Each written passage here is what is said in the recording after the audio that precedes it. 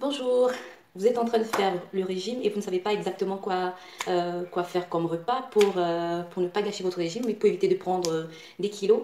Donc aujourd'hui, je vais vous proposer un plat très spécial et je vais aller droit au but et vous présenter mes ingrédients. Alors, voilà mes ingrédients. Je ne sais pas si quand vous voyez ce que j'ai là, si vous avez une idée de ce que je vais faire. Ça c'est le tapioca, du gombo que j'ai écrasé, en fait que j'ai écrasé dans un mixeur, ou Molinex, bref. Et là j'ai des crevettes frais parce que je n'ai pas pu avoir des crevettes fumées. Et ça c'est de la viande, ma tomate et de l'oignon. Puis j'ai mon gingembre déjà écrasé. Moi je ne me gêne pas, je préfère la facilité. L'ail aussi qui est déjà écrasé et le piment aussi qui est écrasé. Il est vrai que je préfère le piment frais, mais bon, je fais avec les moyens de bord. Vous allez peut-être vous poser la question, pourquoi mon gombo est comme ça? Je l'ai fait pourquoi? Parce que si je n'ai pas le temps de me lever, de prendre le moulinex et puis nettoyer mon gombo, écraser, moi ce que je préfère c'est le préparer à l'avance, conserver au congélateur. Ça je l'ai fait hier. Je l'ai mis dans un plastique et puis j'ai mis au congélateur pour conserver. Donc cette astuce c'est pour celles qui disent qu'elles n'ont pas le temps de cuisiner. Vous pouvez faire ça, vous pouvez faire comme ça, ne pas le conserver longtemps et puis vite faire votre repas. Et voilà mon tapioca. On dit tapioca ou gari, j'en sais rien. En tout cas, je vais vous montrer comment faire le gombo.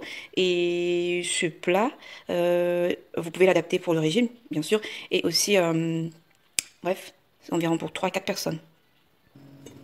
Donc là, premièrement, ce que je fais, j'ai pas mis d'huile, je verse ma tomate et mon oignon directement comme ça. Vous voyez, moi j'ai pas écrasé la tomate, j'ai pas envie d'écraser, pourquoi? Parce que ça va me perdre du temps, j'ai préféré hacher. Comme je dis toujours, je préfère la facilité.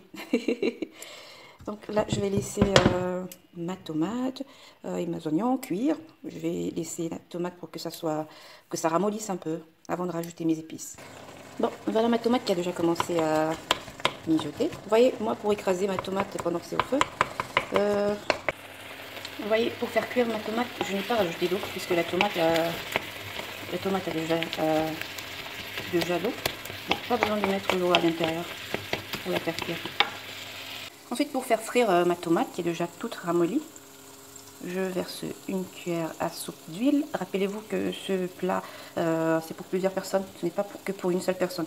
Donc, c'est pas une seule cuillère, une seule cuillère d'huile d'olive qui va gâcher mon régime. Je fais frire ma tomate.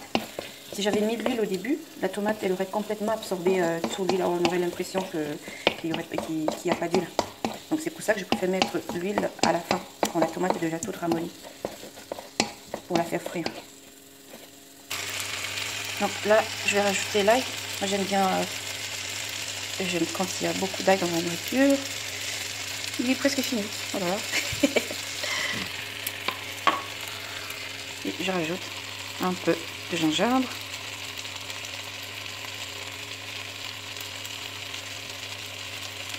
Hop. Voilà. Et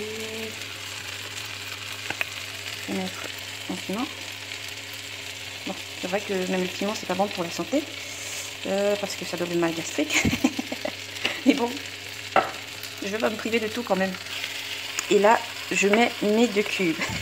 Il y a une amie aujourd'hui qui m'a dit que le cube c'est pas bon pour la santé. Bon, ça je le sais, mais bon, surtout pour les diabétiques ou bien, en fait, pour éviter certaines maladies, il faut éviter le cube. Trop de cubes et trop de sel, c'est pas bon pour la santé.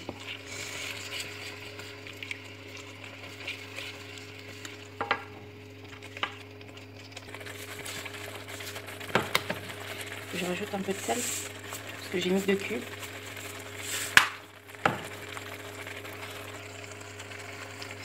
Et là, je vais mettre mes crevettes.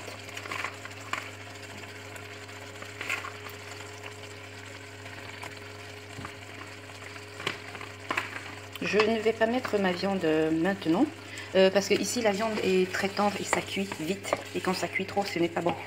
C'est pour ça que moi je mettrai ma viande à la fin. Mais par contre, vous en Afrique, puisque je sais que nos viandes sont particulièrement dures, il serait préférable de mettre votre viande au début avec votre tomate pour qu'elle puisse cuire ensemble avec la tomate. Bon, puisque les crevettes sont déjà presque cuites, je vais rajouter de l'eau. Et je vais laisser mon eau chauffer un petit peu avant de mettre mon gombo. Et voilà. Voilà, ma petite sauce est déjà presque bouillante. Donc ce que je vais faire, je vais rajouter mon gombo tout congelé. Je me rappelle que ma mère n'aimait pas écraser trop le gombo. Mais bon, moi je n'ai pas une pierre pour l'écraser comme on fait au pays. Donc j'utilise un moulinex, c'est pour ça que c'est tellement écrasé comme ça. Mais après, moi j'aime pas avoir les grains de gombo dans ma sauce. Donc je vais laisser comme ça, je vais pas couvrir pour qu'il ne se coupe pas. Donc je vais complètement laisser ouvert. Regardez ma sauce gombo. Il y a encore un petit morceau de glace de gombo. C'est en train de fondre. Mais bon, pendant que ça fond, moi je vais mettre ma viande. Je préfère mettre la viande à la fin parce que cette viande là elle cuit trop vite. Elle cuit trop vite. Donc c'est pas la peine. Ma sauce est prête. Et donc là je vais faire le couscous pour accompagner avec. Pour faire mon couscous tapioca ou gari, bref, je bout d'abord mon eau. Et puis, en fait, il avait déjà bouillir l'eau. J'ai diminué une petite quantité que j'ai mis là pour ajouter plus tard au cas où ça ne suffit pas. Donc là, je vais baisser le feu et je vais verser mon tapioca à l'intérieur. Je ne sais pas trop comment arrêter ça pour vous montrer. Bon. Je vais mettre mon tapioca. Ça, c'est le couscous le plus facile à faire. C'est ce que moi, je préfère en plus. J'aime pas trop le couscous maïs. Je n'ai presque jamais aimé le couscous maïs. Bon, pour moi, faire en fait, le couscous tapioca comme ça, pour moi, c'est beaucoup plus facile. Je vais déposer mon téléphone pour pouvoir tourner. J'aurais bien aimé vous montrer comment j'ai pu tourner mon couscous, mais bon, je peux pas puisque là, j'ai personne pour me prendre pour filmer. Donc, je vous montre comment je peux faire. Donc là, je vais encore devoir déposer mon téléphone pour tourner mon couscous. Bref, vous avez quand même vu comment j'ai fait. J'ai juste réchauffé de l'eau ou bouilli un peu d'eau et puis j'ai versé le couscous à l'intérieur. Là, je trouve qu'il est trop tendre. Moi, j'aime pas quand c'est trop tendre. Donc, je rajoute un peu et puis je vais tourner et je vais vous montrer après. Donc, voilà, mon repas est prêt. Ça, c'est mon couscous. Regardez un peu à distance la quantité de couscous que je prends.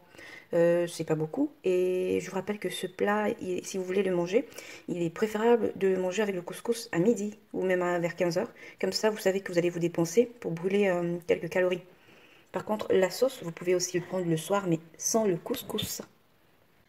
Bon, comme je disais tantôt tout à l'heure, si vous avez besoin de manger un plat pendant votre régime, il serait idéal de consommer du gombo.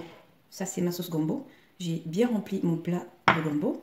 Et ça, c'est mon couscous que je vais consommer à midi ou bien vers 15 h. Pourquoi? Parce que le gombo est faible en calories. Pour 100 g de gombo, vous avez 30 calories.